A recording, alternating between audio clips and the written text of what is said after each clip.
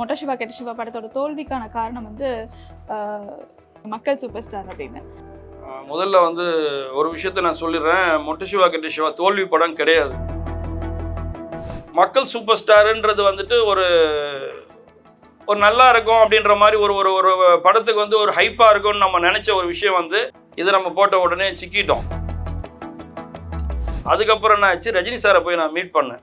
அவர்கிட்ட போய் சாரி கேட்டேன். அவர் ஒன்று சொன்னார், எம்ஜிஆரையே கொண்டு வந்து ஸ்க்ரீனில் கொண்டு வந்து அந்த பாட்டை எடுக்கணும்னு நினச்சேன். உள்ளுக்குள்ளே எந்த ஆவியும் புகாமல் ஒரு ஆள் வந்து ஒரு படத்தை ஃபுல்லாக தூக்கி சோல்டரில் நிற்க வச்சுருந்தாருனாக்கா அது இந்த படம் தான். இருக்கிற பெரிய கஷ்டமே என்னன்னாக்கா, நீங்கள் கேட்குறீங்கல்ல, இந்த கேள்விக்கு பதில் சொல்கிறது தான் என்னோட பெரிய கஷ்டமாக இருக்குது. அதாவது நான் என்னவோ வந்து படமே எடுக்க மாட்டேன்னு 5 வருஷத்துக்கு ஒரு படம் தான் பண்ணுவேன்னு உட்காந்துருக்கிற மாதிரி இதை எடுத்துன்னு போயிட்டு பாஷா 2ன்னு போய் சொன்னோம் பாருங்க, கதை சொல்லலை. சத்தியமாக வந்து ரஜினி சார் என்கிட்ட வந்து கதை கேட்டாருன்றது எனக்கு மட்டுமே தெரிஞ்ச உண்மை. நீங்கள் என்ன பண்ணீங்க எந்த ப்ளூ சட்டை மாறன வந்து என்னை வந்து ரிவ்யூ தப்பாயிடுச்சுன்னு சொன்னனோ, ஒரு சுச்சுவேஷனில் நான் அவரை ஒரு இடத்துல மீட் பண்ணுறேன். மீட் பண்ணும்போது ரொம்ப நாளுக்கு அப்புறம் அவரை போய் நான் கேட்குறேன்,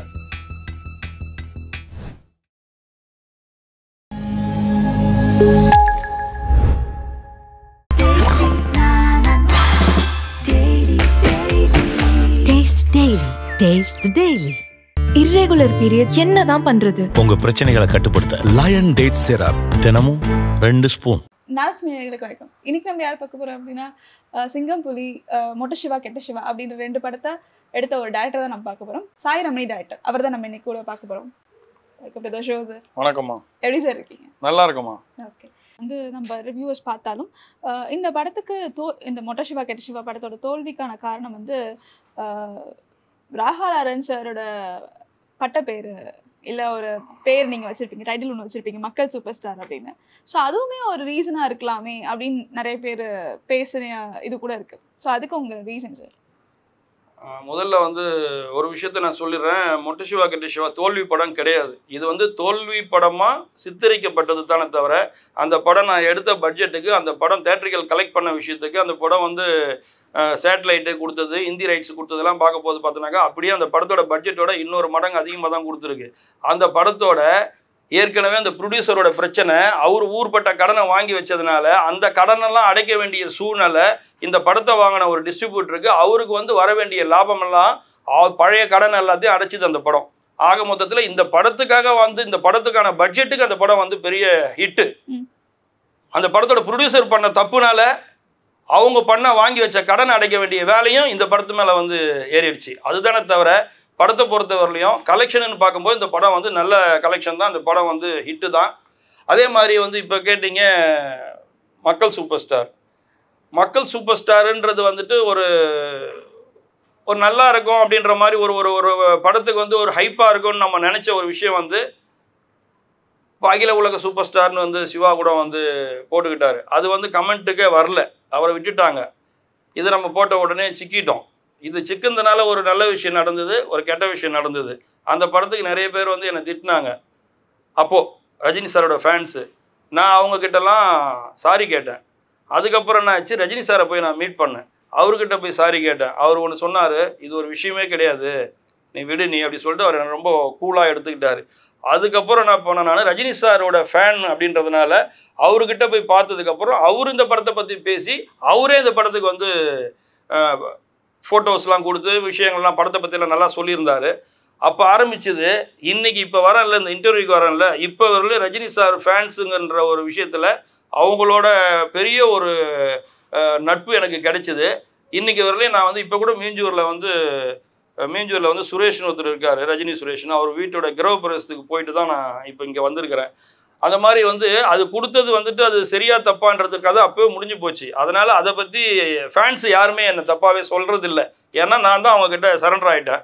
அதுக்கப்புறம் அவங்களுக்கு தெரிஞ்சு போச்சு, எப்படி பார்த்தாலும் இவன் நம்ம பையன்டா, இவனை விட்டுங்கடான்னு விட்டாங்க. இதுக்கும் படத்தை வந்து கம்மியாக போச்சு அதிகமாக போச்சுன்றதுக்கும் விஷயமே கிடையாது. ஓகே. இது இப்படி போயிட்டு இருக்கும்போது மொட்டை சிவா கெட்ட சிவா ரிவ்யூவர்ஸ்னால நீங்கள் அழிக்கப்பட்டதுன்னு சொல்லும்போது ராகவலாரன் சார் என்ன சொன்னார் இந்த படத்தை பார்த்த அப்புறம்? அதான் சொன்னேன், அவர் வந்து இன்றைக்கும் அவருடைய டிபியில் பார்த்தீங்கன்னாக்கா மொட்டை சிவா கெட்ட சிவாவில் இருக்கிற ஒரு கேரக்டரோட ஃபோட்டோஸ் தான் வச்சுருக்காரு அவர். அவருக்கு தெரியுங்க ஒரு படம் வந்து அவர் எத்தனை படம் பார்த்துருக்காரு. ஆக்சுவலாக வந்து நான் இந்த படத்தில் வந்து ஒரு சாங் ரீமிக்ஸ் பண்ணியிருக்கேன். அவர் இந்த படத்துக்குள்ளே வர வைக்கிறதுக்கு அவர் என்னதான் பட்டாசு இருந்தாலும் அதுக்கப்புறம் இந்த படத்துக்குள்ளே அவரை வந்து கொண்டு வர்றதுக்கு அதுக்கு தனியாக நான் வேலை செஞ்சுருக்கேன் நான். அப்போ நான் ஒரு எம்ஜிஆர் சாங் ரீமிக்ஸ் பண்ணியிருந்தேன் நான். ஆடலுடன் பாடலை கேட்டு குடியிருந்த கோயிலோட பாட்டு. அந்த பாட்டை வந்து நான் விஷுவல் பண்ணது வந்துட்டு மலேசியாவில். அப்போ அந்த பாட்டு எம்ஜிஆரோட பாட்டு. இந்த பாட்டை வந்து நான் ஒரு ஐடியாவில் என்ன பண்ணியிருந்தேன், இந்த பாட்டு கேட்டவுடனே ஒரு ரீமிக்ஸ் சாங்கு பிடிச்சிச்சு அவருக்கு. எம்ஜிஆர் சாங்குன்றது பிடிச்சிச்சு, எம்ஜிஆர் அவருக்கு பிடிக்கும். அப்போ வந்து அவருக்கு அந்த பாட்டு பிடிச்சிது. அந்த பாட்டு பிடிச்சதுக்கப்புறம் நான் வந்து ஒன்று சொல்லியிருந்தேன், ஒரு 30 செகண்ட்ஸ் வந்து ஒரு பிஜிஎம். அந்த பிஜிஎத்தில் வந்து ஃபஸ்ட்டு ஒரு 30 செகண்ட்ஸ் வந்து நீங்கள் ராகவா லாரன்ஸ் மாஸ்டர் ஆடுறாரு சோலோ. அதுக்கப்புறம் பார்த்தோம்னா எம்ஜிஆர் வந்து ஆடுறாரு சோலோ இந்த மூமெண்ட்டை. அதுக்கப்புறம் 2 பேரும் சேர்ந்து ஆடுறாங்க. இப்படி வந்து ஒரு விஷயத்த நான் வந்து சிஜி டீமில் சொல்லி எம்ஜிஆரையே கொண்டு வந்து ஸ்க்ரீனில் கொண்டு வந்து அந்த பாட்டை எடுக்கணும்னு நினச்சேன். அதுக்குள்ளே தான் காசி ராமேஸ்வரம் சுத்த ஆரம்பிச்சிட்டேன். அதனால் அந்த விஷயத்த பண்ண முடியாமல் போயிட்டு பேக் ட்ராப்லேயாவது எம்ஜிஆர் இருக்கட்டும்னு சொல்லிட்டு நான் பண்ணேன். அந்த பாட்டில் வந்து எம்ஜிஆருடைய நிறைய விஷயங்கள் வந்து நான் வச்சுருந்தேன் நான். இதெல்லாம் பார்க்கும்போது அந்த சாங் முடிஞ்ச உடனே அவர் என்கிட்ட அப்போவே சாங் எடிட் பண்ணியாச்சு, மலேசியாவில் எடிட் பண்ணியாச்சு. எடிட் பண்ணி அந்த சாங்கை வந்துட்டு சாங் ஷூட் முடிஞ்சதுக்கப்புறம் அந்த டான்சர்ஸ் எல்லாம் வந்துட்டு ஒரு சிஸ்டம் வச்சுட்டு சவுண்டு போட்டு அந்த பாட்டை போட்டு பார்த்தோம். எல்லோரும் வந்து அவ்வளோ சந்தோஷப்பட்டு எல்லாம் கிளாப்ஸ் பண்ணாங்க. மாஸ்டர் வந்து மெய் சிலிந்துட்டாருன்னு தான் சொல்லணும். அவர் என்கிட்ட சொன்ன ஒரு வார்த்தை, சாய் நான் நிறைய படத்துக்கு கோரியோகிராஃப் பண்ணியிருக்கேன், நிறைய படத்துக்கு நானே சோலோவாலாம் ஆடியிருக்கிறேன், என் படத்தில் நான் வந்து பண்ணியிருக்கிறேன். ஆனால் இந்த பாட்டு மாதிரி வந்து எனக்கு இதுக்கு முன்னாடி எந்த பாட்டும் இவ்வளோ பர்ஃபெக்டோட எனக்கு தோணலை அப்படின்னாரு. இது சாங் பார்த்துட்டு. அதுக்கப்புறம் படம் பார்த்துட்டு படத்துக்கு அவர் தேட்டருக்கு அவருக்கு போனார், ஆடியன்ஸோட உட்காந்து பார்த்தாரு. தேட்டரில் ஆடியன்ஸோட ரெஸ்பான்ஸ் இருக்கிறதெல்லாம் பார்த்துட்டு உண்மையிலே அவர் ரொம்ப சந்தோஷப்பட்டார். இந்த படம் வந்து அவர் சந்தோஷப்பட்டார் சந்தோஷப்படலைன்றதை தாண்டி நான் சொல்கிறேன், அவரோட ஃபஸ்ட்டு மாஸ் என்டர்டெய்னர்னா உள்ளுக்குள்ளே எந்த ஆவியும் புகாமல் ஒரு ஆள் வந்து ஒரு படத்தை ஃபுல்லாக தூக்கி ஷோல்டரில் நிற்க வச்சுருந்தாருனாக்கா அது இந்த படம் தான். Okay sir. ஸோ இதுக்கப்புறம் நீங்கள் அப்கமிங் மூவிஸ் என்னென்ன சார் பண்ணிகிட்ருக்கீங்க? எங்கே பண்ண விட்டாங்க, போயிட்டுருக்கு, முயற்சிகள் போயிட்டுருக்கு. கூடிய சீக்கிரத்தில் அந்த படத்தோட என்ன படம் நான் பண்ண போகிறேன்றது வெளியில் வரும். அதுக்கான முயற்சிகள் போயிட்டுருக்கு.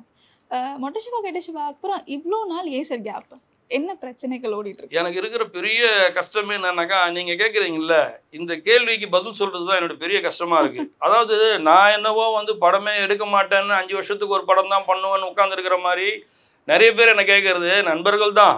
நண்பர்கள், தெரிஞ்சவங்க, ஒரு சாதாரணமாக வெளியில் பொறுத்தருக்கிட்ட அறிமுகப்படுத்துகிறாங்கன்னா கூட இவர் மொட்டை சிவா கெட்ட சிவா சிங்கம்புலி படம் பண்ணார், ஏன் சார் நீங்கள் அடுத்து படமே பண்ணலை, என்ன சார் ஆச்சு அப்படின்னு கேட்குறாங்க.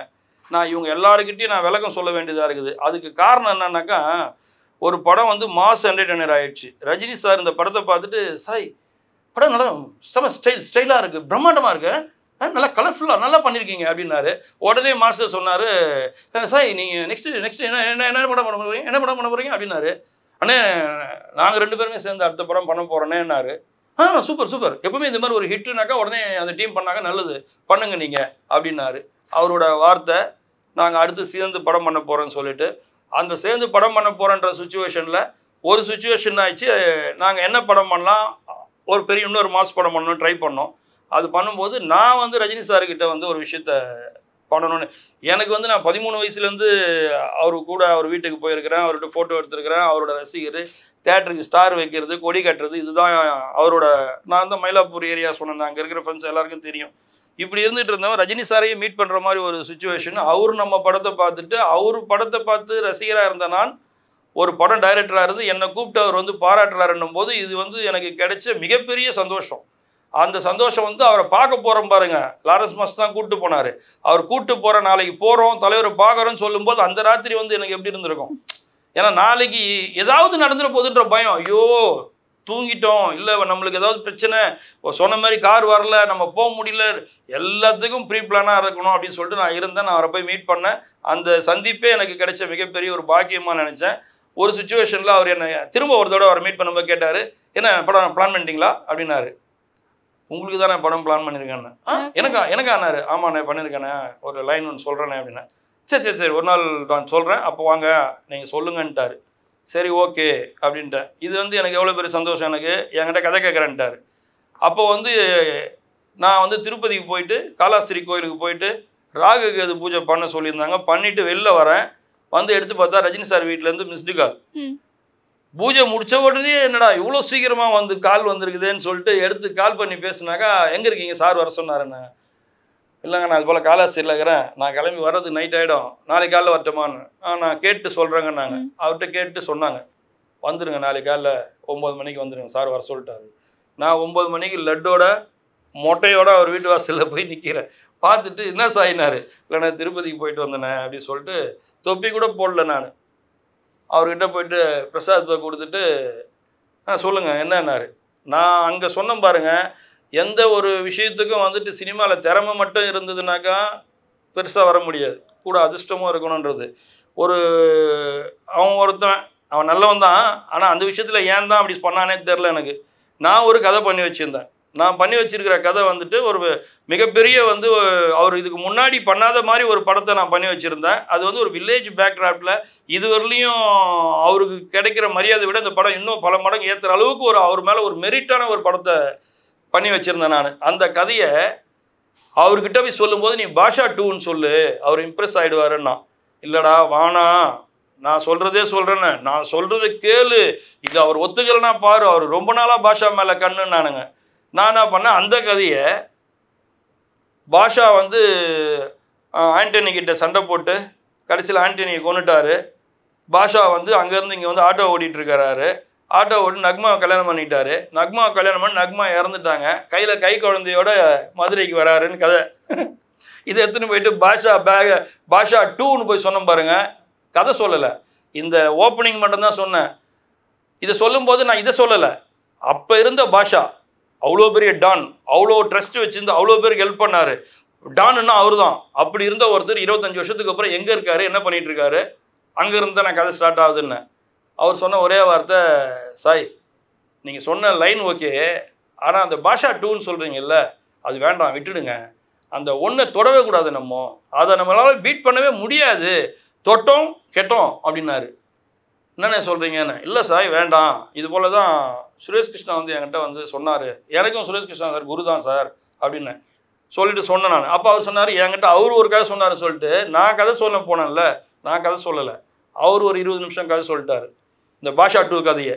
நான் இதையே வேணான்னு சொல்லிட்டேன் அப்படின்னு சொல்லிட்டு நீ வேற சொல்லுன்னாரு. சரிங்கண்ணே இன்னொரு நாள் வந்து சொல்லுன்ட்டார், டைம் ஆகி போச்சு, இன்னொரு நாள் வந்து சொல்லுன்னாரு. சரிங்கண்ணே வரேன்னு சொல்லிட்டு வந்தேன். அந்த இன்னொரு நாள் எனக்கு அமையலை. அதான் சொன்னேன், திறமை இருக்கிறது மட்டும் இல்லை, ரஜினி சார் கூப்பிட்டு கதை கேட்டாருன்றது உண்மை தானே. நான் ஏன் வந்து அந்த கதையை வந்து கரெக்டாக போயிட்டு சொல்ல வேண்டிய ஃப்ளோவில் சொல்லாமல் நான் வந்து பாஷா 2ன்னு தூக்கி சொருவணும். அப்படின்னா ஆகுதுனாக்கா அதிர்ஷ்டன்றது என் பின்னாடி என்னை பிடிச்சி இழுக்குது, நீ அங்கே போகக்கூடாதுன்ட்டு. ஏன்னா அதுக்கப்புறம் வந்து டைரக்டர்லாம் வந்துட்டு 2வது படம் 3வது படமே வந்துட்டு அவங்க சூப்பர் ஸ்டாரோட படம் பண்ணுறாங்க. என்னால் பண்ண முடியல. சத்தியமாக வந்து ரஜினி சார் என்கிட்ட வந்து கதை கேட்டாருன்றது எனக்கு மட்டுமே தெரிஞ்ச உண்மை. நீங்கள் என்ன பண்ணீங்கன்னு கேட்கறதுனால சொல்கிறேன் நான் இதை. இப்போ இன்னொன்று என்னன்னாக்கா, இது முடிஞ்சுதா, இதுக்கப்புறம் பார்த்தோம்னாக்கா அவரோட படம் பண்ண முடியாதுன்னு தெரிஞ்சு போச்சு. மாஸ்டரோட படம் பண்ணவொன்னே மாஸ்டர் சொல்கிறாரு நம்ம 2 பேரும் சேர்ந்து படம் பண்ணலான்னு. அப்போ என்ன பண்ணலான்னா 3 முகம் பண்ணலான்றாங்க. 3 முகம் படத்தை வந்து யாருக்கிட்ட ரைட்ஸ் ஒருத்தர்கிட்ட இருக்குது, அந்த ரைட்ஸை நீங்கள் வாங்க, நம்ம 3 முகம் பண்ணலான்றாரு. இந்த 3 முகம் படம் பண்ணுறதுக்கு ரஜினி சார்ட்டு பர்மிஷன் வாங்கணும். நாங்கள் போய் ரஜினி சார்ட்டு போய் கேட்குறோம். ரஜினி சார் வந்து அந்த படத்தை நீங்கள் பண்ணுங்கள், நான் இருக்கேன், சாய் சூப்பராக வர, நீ பண்ணு, என் பிளஸ்ஸிங் உனக்கு எப்பவுமே இருக்குது. அவர் காலில் வந்து ஆசீர்வாதம் வாங்கிட்டு இந்த படத்தை நீ பண்ணுனார். இந்த மாதிரி ஆசீர்வாதம் 5 தடவை வாங்கினேன் நான். நீ இந்த படத்தை பண்ணுன்னு சொல்லிட்டே தான் இருந்தாரு. இந்த படம் பண்ண முடியாமலே தள்ளி போச்சு. இப்போ நீங்கள் கேட்டிங்களே மொட்டை சிவாக்கு அப்புறம் ஏன் இவ்வளோ கேப்புன்னு கேட்டிங்கல்ல, இந்த படத்தை நான் பண்ண போகிறேன், ஆனால் இந்த படம் பண்ணுறதுக்கு முன்னாடி லாரன்ஸ் மாஸ்டர் ஒரு படம் பண்ணிட்டு வந்துடுறேன்னாரு, இன்னொரு படம் பண்ணுறேன்னாரு. இப்படி வந்துகிட்டே இருக்கும்போது சந்திரமுகி 2 வந்துடுச்சு. சந்திரமுகி 2 வந்து ஹிட் ஆச்சுன்னா இந்த படம் டேக் ஆஃப் ஆகும், அது என்னோட கணக்கு தெரியும் எனக்கு. ஆனால் அந்த படம் வந்து சரியாக போகல. அது போகலன்ன உடனே மாஸ்டருக்கு வந்து என்னன்னாக்கா, ரஜினி சாரோட படத்தை கொஞ்சம் தள்ளி பண்ணலாம் சாய், இப்போ தான் அது பண்ணோம், கொஞ்சம் டைம் எடுத்துக்குவோம், நீயும் ஒரு படம் பண்ணிக்க நடுவில், நானும் ஒரு 2 படம் பண்ணிடுறேன், அதுக்கப்புறம் இதை பற்றி நம்ம பண்ணலாம் அப்படின்னாங்க. சரிங்க மாஸ்டர் ஓகே. சரி இது உண்மை தானே, இது ஒரு படம் வந்து நல்லா போகாத பட்சத்தில் மறுபடியும் இன்னொரு ரஜினி சார் படத்தை எடுத்து பண்ணணுன்றது வந்துட்டு அது அவருக்கு விருப்பம் இல்லை. அது வந்து கொஞ்சம் டைம் எடுத்துக்கலாம்னு சொல்லும்போது அந்த டைம் எடுத்துக்கங்கன்னு சொல்லிட்டேன் நான். இப்போ எனக்கு என்ன ஆயிடுச்சு, மறுபடியும் மொட்டை கண்டிஷுவா விட்ட இடத்துலேருந்து நான் ஓடி வரணும், நான் ஓடி வந்து பார்க்கணும். இப்போ கேட்குற ஹீரோ ஒருத்தர்கிட்ட கேட்டால், ஏன் நடுவில் நீங்கள் படம் பண்ணல, நீங்களாம் யாரும் கதை கேட்கல, ஏன்னா ரிவ்யூ பார்த்து இவன் மொக்க படம் டைரக்டர்னு சொல்லி முடிவு பண்ணிட்டீங்க. அதனால் ஹீரோ கேட்குறதே குறைஞ்சி போச்சு என்கிட்ட. இப்போ ஹீரோ இருந்தாலும் இல்லைனாலும் நான் ஒரு படம் பண்ணணுன்ற இடத்துக்கு நான் வந்துட்டேன். நான் இந்த படம் வந்து இப்போ ஹீரோவை வச்சு படம் பண்ணுறதுக்கும் கதை வச்சுருக்கிறேன், நியூ ஃபேஸை வச்சு படம் பண்ணுறதுக்கும் கதை வச்சுருக்கிறேன். இன்றைக்கி இண்டஸ்ட்ரியில் இருக்கிற இந்த 7 வருஷம் என்ன ஆச்சுன்னாக்கா, இந்த இண்டஸ்ட்ரியில் இருக்கிற எல்லா நடிகர்களுக்கும் கதை வச்சுருக்கிறேன். அஜித் சாருக்கு ஒரு கதை வச்சுருக்கிறேன், அதுக்கான முயற்சியும் பண்ணிகிட்ருக்கிறேன். என்கிட்ட கதை கேட்டாங்கனாக்கா இன்னொன்று கூட நான் சொல்லுவேன், இது சொல்கிறதுல தப்பு கிடையாது. எந்த ப்ளூ சட்டை மாறன் வந்து என்னை வந்து ரிவ்யூ தப்பாகிடுச்சின்னு சொன்னனோ, ஒரு சுச்சுவேஷனில் நான் அவரை ஒரு இடத்துல மீட் பண்ணுறேன். மீட் பண்ணும்போது ரொம்ப நாளுக்கு அப்புறம் அவரை போய் நான் கேட்குறேன், என்னங்க இப்படி பண்ணிட்டீங்க, என்னோடய லைஃபே இப்படி மாறி போச்சுங்க அப்படின்னு சொல்லி பேசிவிட்டு அவரும் கொஞ்சம் பதில் சொல்ல முடியாமல் நின்னார். அப்போ அவர்கிட்ட ஒன்று சொன்னேன், ஒரு படம் இப்படி நடந்து போச்சு, இப்போ நான் எடுக்க போகிற படம் ஒன்று கதை ரெடியாக இருக்குது, அந்த படத்தோட கதையை சொல்கிறேன், இந்த கதையை நீங்கள் கேளுங்க, கேட்டுட்டு இப்போவே அந்த கதையில் நல்லா இருக்கா நல்லா இல்லையா, ஏதாவது பிரச்சனையா, பண்ணலாமா வேண்டாமா, இப்போ உங்களுக்கு கரெக்டான டைம், இப்போவே சொல்லிவிடுங்க, நீங்கள் சொல்கிற சஜஷன் நல்லா இருக்குதுன்ற பட்சத்தில் அதையும் நான் எடுத்துக்கிறேன், என்கிட்ட கதை கேட்கணும் நீங்கள் அப்படின்னு. என்னங்க இது போல் என்கிட்ட யாருமே கேட்டதில்லைன்னு. நான் கேட்குறேங்க அப்படின்னு. நீங்கள் டைம் சொல்லுங்கள், நான் மீட் பண்ணலாம் அப்படின்னு. ஓகேன்னாரு. 2 நாளில் மீட் பண்ணோம். நான் அவருக்கு நேரேட் பண்ணேன். இந்த நேரேஷனை கேட்டு அவர் ஒன்று சொன்னார், என்னங்க கதை இப்படி சொல்கிறீங்க நீங்கள் என்னாரு. என்ன சார், என்னங்க தொடங்குனீங்க, இன்ட்ரோல் வந்துச்சு, ஒரு ஃப்ளோ மிஸ்ஸிங் கிடையாது, இப்படி பண்ணிட்டீங்களேன்னாரு. ஒரு காஃபி சாப்பிட்லான்னாரு. காஃபி சாப்பிட்டு சொன்னேன், மறுபடியும் இது நல்லா இருக்குங்க, இது 100% கமர்ஷியல் படம், எந்த ஒரு மாஸ் ஹீரோ பண்ணாலும் இந்த படம் நல்லாயிருக்கும், இது சொன்னது ப்ளூ சட்டை மாறன். அப்போ என்ன பண்ணார், எனக்கு ஒரு நம்பிக்கை வந்துடுச்சு, சரி இந்த கதையை நம்ம படமாக பண்ணுறோம் அப்படின்னு சொல்லிட்டு அவர் ஒன்று சொன்னார், இதை வந்து நீங்கள் அப்படியே படம் பண்ணிங்கன்னா கூட ஆடியன்ஸுக்கு வந்து ஒன்றும் தெரியாது, கேட்க மாட்டாங்க, எங்களை மாதிரி ஆளுங்களுக்கு வந்து இதில் சில கேள்விகள் இருக்குன்னாரு. உங்களுக்கு நான் கதை சொன்னது அந்த மாதிரி கேள்விகளுக்காக தான், எனக்கு அந்த கேள்வியை கேளுங்கன்னு அவர் கேட்டார். வேல்யூபிளான ஒரு 2-3 கேள்வி கேட்டார், இதெல்லாம் கொஞ்சம் கரெக்ட் பண்ணிக்கங்கன்னாரு.